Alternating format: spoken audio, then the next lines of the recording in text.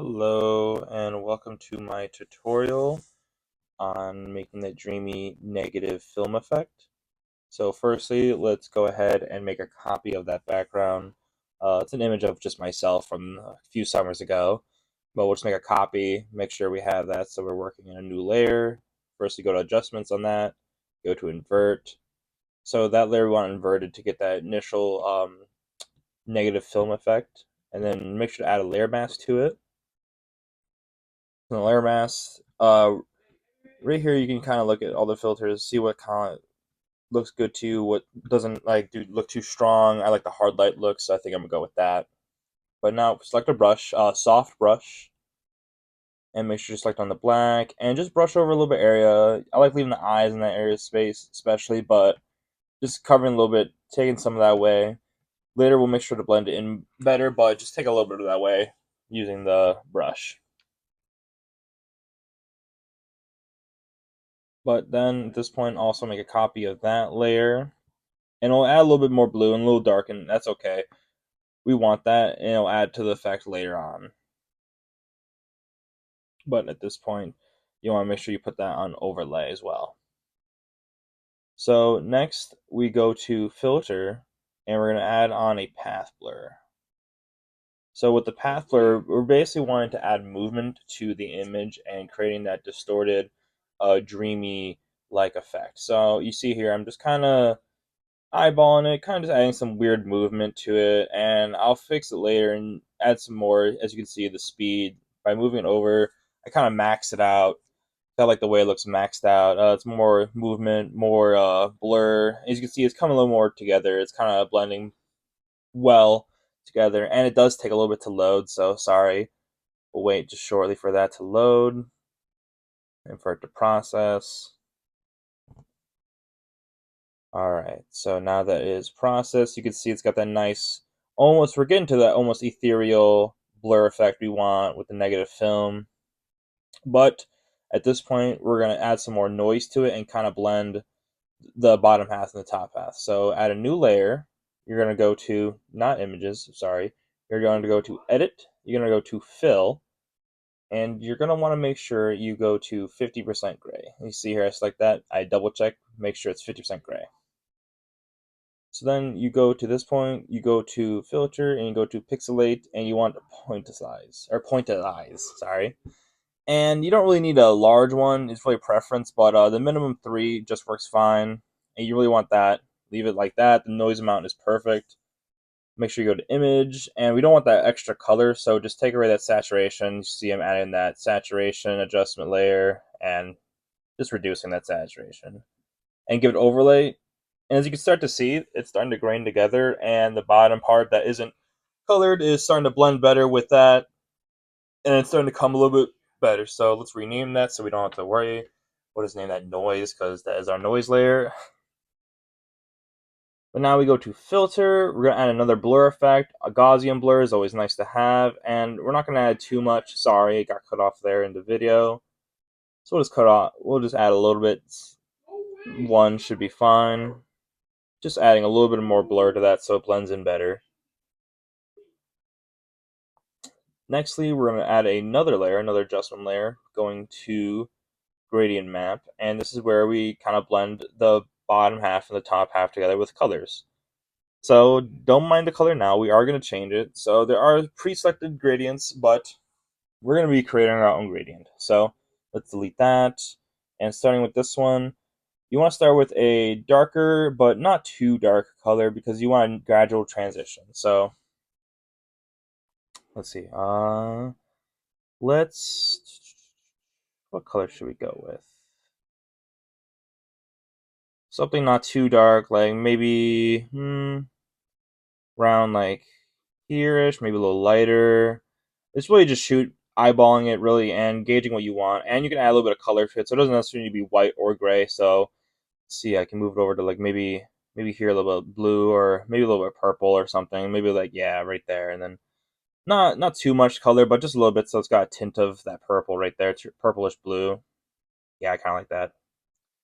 Then let's add another one, and this is where we'll just gradually go up with each marker. So with this one, maybe we'll go a little bit darker, a darker purple, Maybe we like that. Maybe switch it over a little bit. Maybe just really play around with it in this part and just really see what color. Yeah, move this over a little bit. See which parts you want to have maybe lighter, darker. So we'll make a third one. That third one, maybe we'll see what it looks like really bright. Oh, that brightens it up a lot. Let's see. Maybe we kind of like that purplish. So we'll be okay with that. And you can keep it at 3. Move that over a little bit. Add some more of that grainy noise back. But we're on a fourth one because I like adding that fourth one. And then this is where you can really select like a different kind of color, brighter color like that blue, and really pops up those other shadows and highlights. Really gives that like natural, like dreamy, negative film effect that we're trying to go for. So you can see here, I can even like go to yellow, and ironically, it's purple and yellow, not intended, but looks like that's what I'm doing. So, but just like picking that color and you don't need to pick very vibrant colors. You want kind of muted. Oh, I accidentally added a box there. My bad. Sorry. So you don't want too vibrant colors. You can get some muted colors, kind of like not too saturated. So let's see. I'm just sliding around, seeing, really just playing around with what I want it to look like, and I think I kind of like that. So. mm, Yeah. There's parts that don't look the best that we'll fix later with some other things we're going to add to it, and we can always, of course, come back to the gradient and switch it up if we don't like the colors or when we add the other effects we want to change it. Let's see. Actually, mm, yeah, maybe I should change it. Yeah. Let's see. Uh, let's add a little more color to it, a little more different. Uh, let's see. Um, sorry, I actually didn't really like how it looked. I want to switch it up a little bit. Okay, yeah, just a little bit of red. I feel like that looks better. Adding a little bit of red to it changes up a little bit. I feel like that's much better. I like that. Okay, so at this point, we want to make sure we want to make another copy of this and drag that to the top. So Control J or Command J, pull that to the top, and that's okay that it took over the color. We'll fix that later, or we can leave it as it is because maybe that's what we're going for. We kind of like that look, but go to look at one once again. Pick the one that looks the best. That kind of like doesn't take away all the color, but kind of looks good. So that saturation looks interesting, but I think we'll just look at normal for right now. But we'll fix it. So go to adjustments and we'll go to hue. Remove that saturation. Now we had that. Once again, let's see. Mm, maybe that looks a little bit better without the saturation there.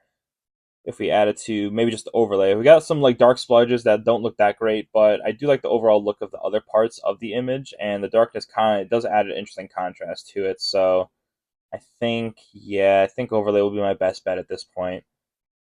Mm. And since it is a little bit dark in there, maybe we should change the gradient just a little bit. Let's see, let's go back just to maybe brighten up a little bit, see if we can negate some of that blackness that we acquired. Moving over, that doesn't really like that. It's really just trial and error, seeing what looks best, what you like, but I kind of like that. It's still like the darkness. I don't know. We'll try some things later to fix it a little bit, but so next, let's go to images. Let's go to levels, and this will be one way we can try to fix it a little bit. Let's move that over, and yeah, let's just adjust it a little bit. Let's see. So move that a little bit. That's too dark. Yeah. That's it's a little bit better. It could have been changed shiftly more, but I overall like how it is turning out. So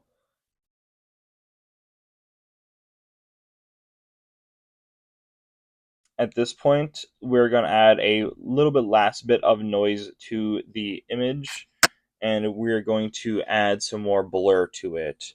So let's add a new layer. Let's go down here, add new layer, go to edit, let's go to fill, and we're going to do the 50% gray again, and we're going to filter, and this time we're adding noise, and we're adding noise. So make sure it's monochromatic, and really pick whatever amount you want. I think a lower amount works better for it. It's not as dramatic. It's more reserved. So something like anywhere from like 10 to 20, even 30 would be decent, but I'll do 20.78. Now press OK. And then we'll make sure to pick that as an overlay once again, so then that graininess kind of blends back in together, so it's not as separated between the bottom half and top. So once again, we'll go back to a new adjustment layer through curves. Doesn't matter what's named, curves one is fine. And once again, we'll just fix maybe those lightness and those shadows. So let's see what we can do by just shifting a little bit. Not really doing much. Let's see here. Oh no, no, that's maybe like, yeah, we'll leave it still like right there. But and let's see. Once again, let's pick something looks nice, because the normal sometimes looks all right, but sometimes we want a different overlay. But I think I kind of look how it is, and of course, it is nice to like uncheck and look at what other ones look like, and before you finalize to see maybe a different version or pass one without one of these layers look better. But I do like the final piece. It gives that nice dreamy after effect, and it is interesting that little bit of yellow that is poking out there. So thank you guys for watching my tutorial, and